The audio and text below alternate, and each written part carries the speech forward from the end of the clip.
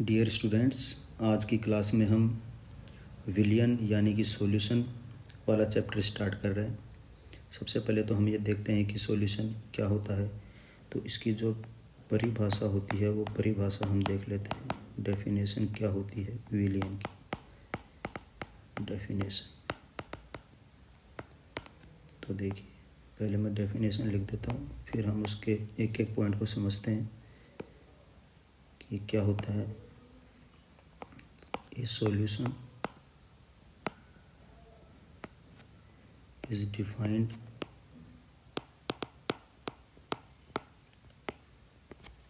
as a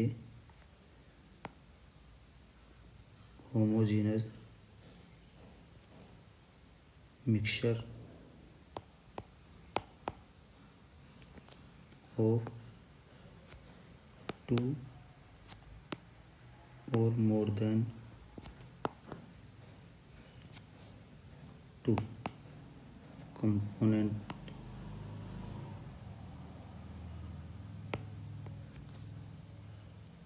having uniform properties throughout।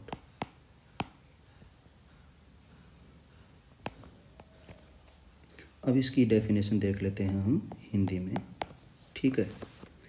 तो देखिए, दो या दो से अधिक अवयवों का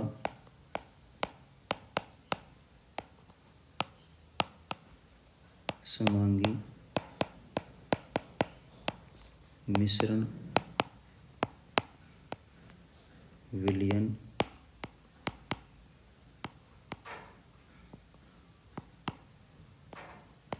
कहलाता है।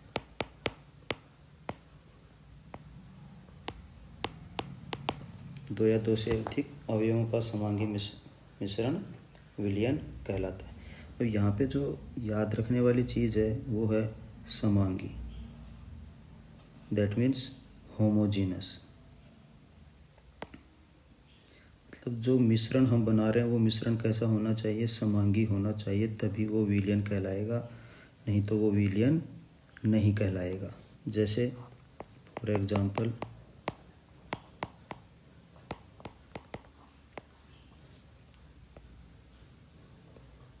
पानी में यदि हम नमक को मिश्रित कर दें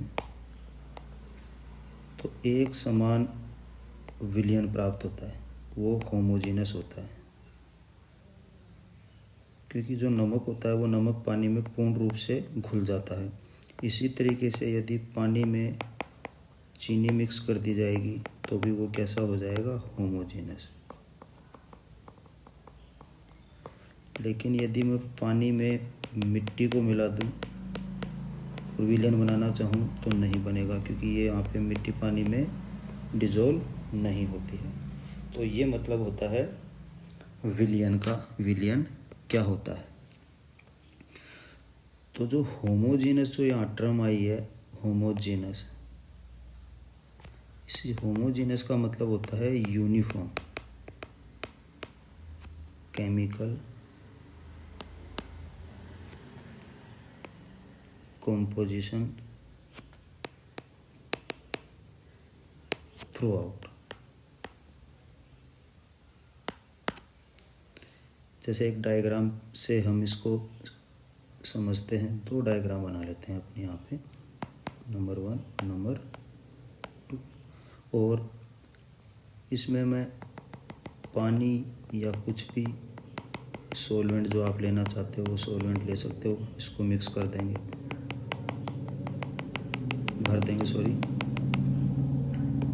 अब यदि इसमें मैं कोई सोल्यूट डिज़ोल्व करूँ, क्या डिज़ोल्व करूँ, सोल्यूट।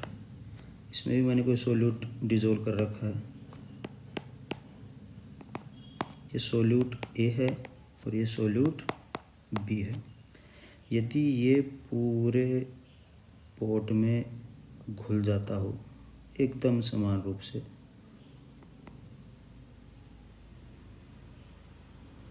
एकदम क्लियर सॉल्यूशन बन जाए, क्लियर सॉल्यूशन।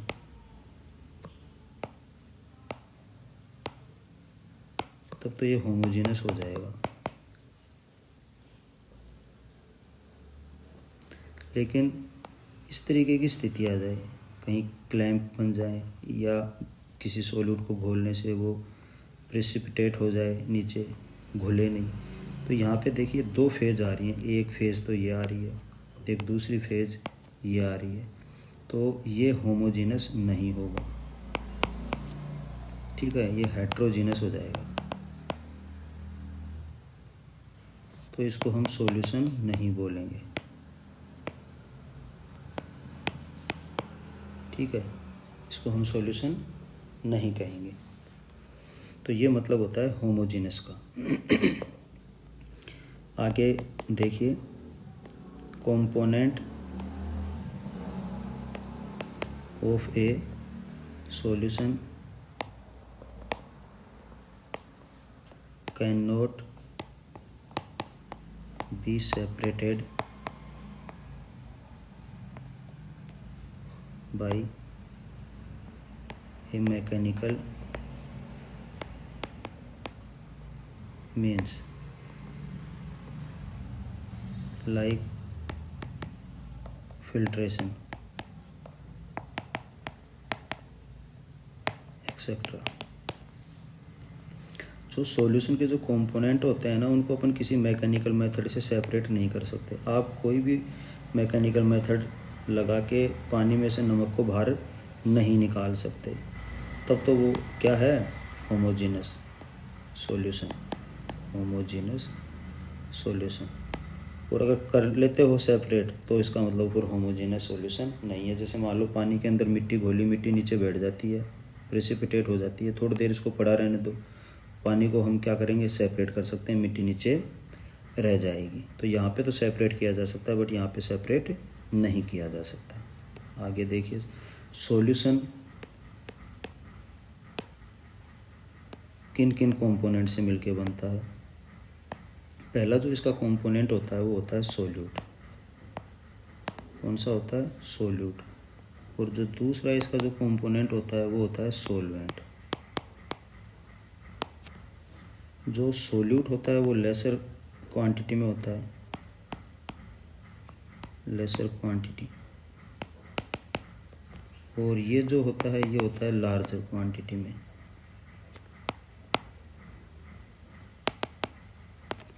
ठीक है, हमेशा यही स्थिति होती है, सोल्यूट लेसर क्वांटिटी में, सोलवेंट लार्जर क्वांटिटी में, यदि हमें सोल्यूट को सोलवेंट में घोलना है तो। सोल्यूट आपका सॉलिड भी हो सकता है, लिक्विड भी हो सकता है, और गैस भी हो सकती है। सोलवेंट जनरली हम लिक्विड ही लेते हैं, क्योंकि सॉलिड में तो घोल नहीं सकते। अगर सॉलिड में भी अगर किसी को अगर घोलना है तो उसको लिक्विड फॉर्म में लाना पड़ेगा। तो सॉल्वेंट हमेशा किस में लेते हैं हम, लिक्विड के अंदर। अब आगे हम देखते हैं types of solution, types of solution. ये आपके 12th क्लास में भी पढ़े हुए हैं, बीएससी में भी है ये। तो टाइप्स ऑफ सॉल्यूशन के अंदर जो सबसे पहला जो टाइप होता है वो होता है गैसियस सॉल्यूशन, गैसियस सॉल्यूशन। इसके अंदर क्या होता है, जो दोनों कंपोनेंट होते हैं वो गैस होते हैं, बोथ कंपोनेंट्स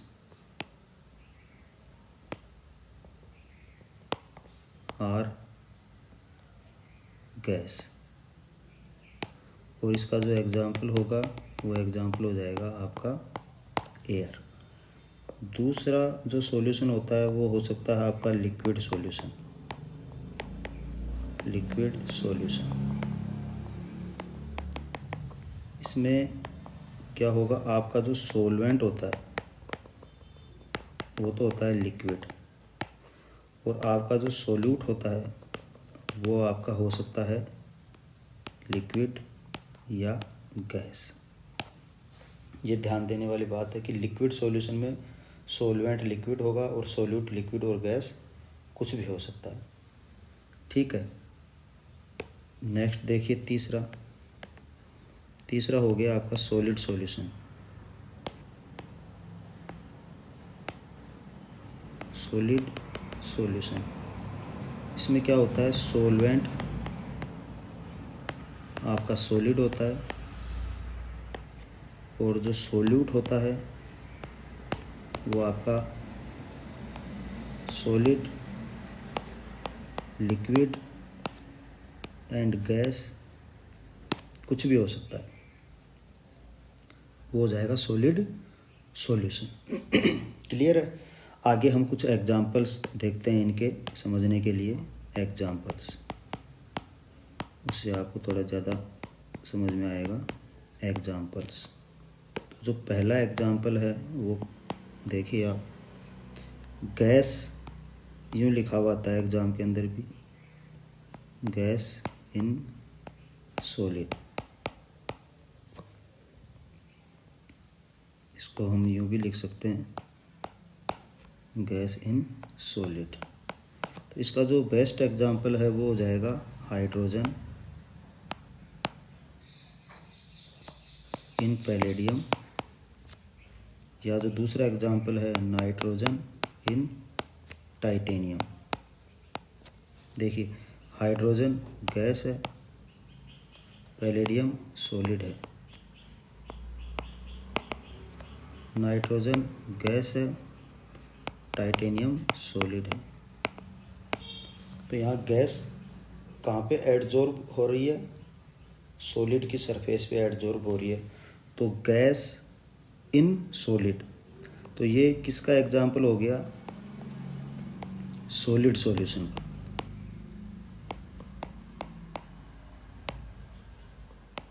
देखिए यहाँ पे सॉलिड, सॉल्वेंट और गैस सॉल्यूट, तो ये एग्जांपल किसका हुआ, सॉलिड सॉल्यूशन का। इसी तरीके से दूसरा देखिए, liquid in gas, liquid in gas, इसका जो एग्जांपल है वो हो जाएगा आपका मिस्ट।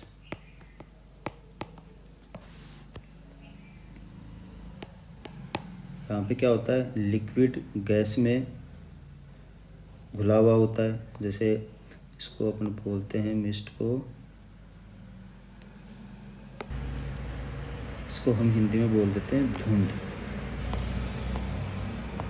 ठीक है, धुंध आपने देखी है, जो लिक्विड जो होता है वो गैस के अंदर घुला हुआ होता है। ये किसका एग्जाम्पल हुआ, देखिए लिक्विड यहाँ पे क्या है, सोल्यूट, और ये क्या है, सोलवेंट, क्योंकि ये मेजर क्वांटिटी में है और ये लेसर क्वांटिटी में है। तो ये एग्जाम्पल किसका हुआ, गैसियस सॉल्यूशन का।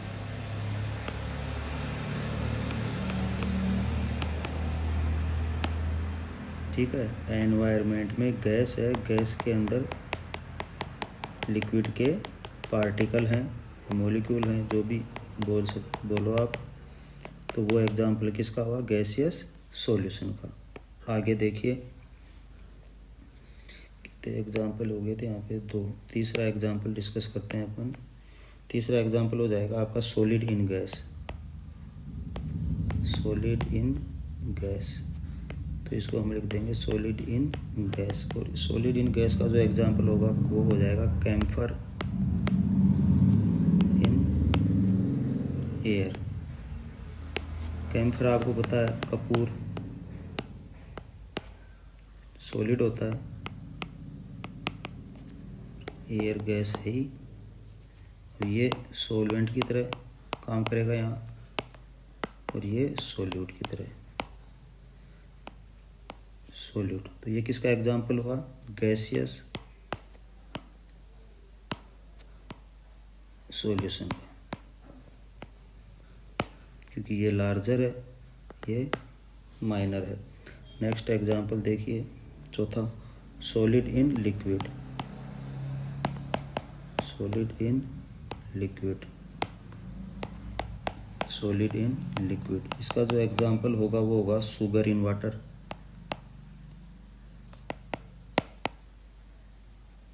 या मैं बोल दूँ सॉल्ट इन वाटर। तो ये यहाँ देखो ज़्यादा मात्रा में क्या है, लिक्विड, लार्जर, और ये क्या है, लेसर। तो ये किसका एग्जाम्पल हुआ, लिक्विड सॉल्यूशन का।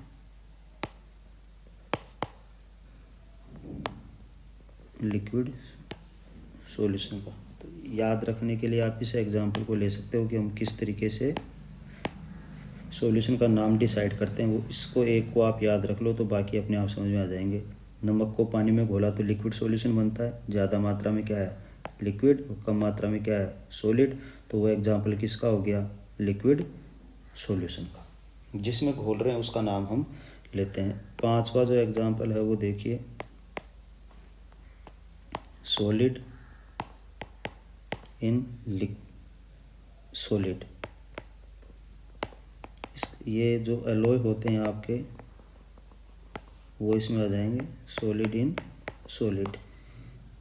जैसे आपका एग्जाम्पल देखिए, इसके अंदर ब्रास,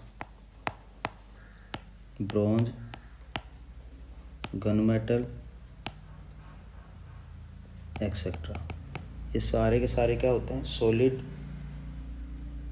सॉल्यूशन के एग्जाम्पल। क्योंकि यहाँ पे दोनों ही क्या है, solid. Solute and solvent both are solid, solute and solvent both are solid. तो ये एग्जाम्पल किसका हो जाएगा, सॉलिड सॉल्यूशन का एग्जाम्पल हो जाएगा। एक इम्पोर्टेंट नोट स्टूडेंट्स आपको याद रखना है, यहाँ पे हमने अब तक ये बात करी कि जिसकी क्वांटिटी कम होती है, लेसर क्वांटिटी वाला सोल्यूट होता है, और लार्जर जो क्वांटिटी में होता है वो होता है अपना सोल्वेंट। लेकिन यदि दोनों की क्वांटिटी अगर सेम हो तो क्या होगा, तो ध्यान रखना विलयन में यदि दोनों अवयवों की मात्रा एक समान है तो निम्न घनत्व वाला अवयव विलायक की तरह काम करेगा। तो लोअर डेंसिटी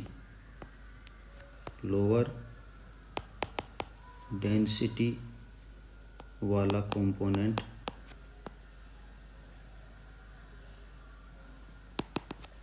सॉल्वेंट की तरह काम करेगा, और जो लार्जर या हाई डेंसिटी वाला है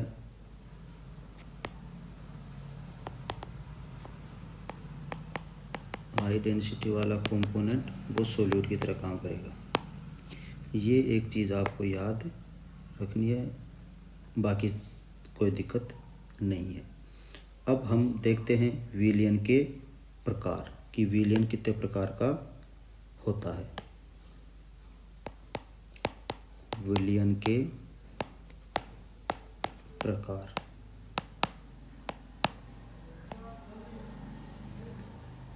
ये हम नेक्स्ट क्लास के अंदर देखेंगे, अपना जो लेक्चर 2 होगा उसमें।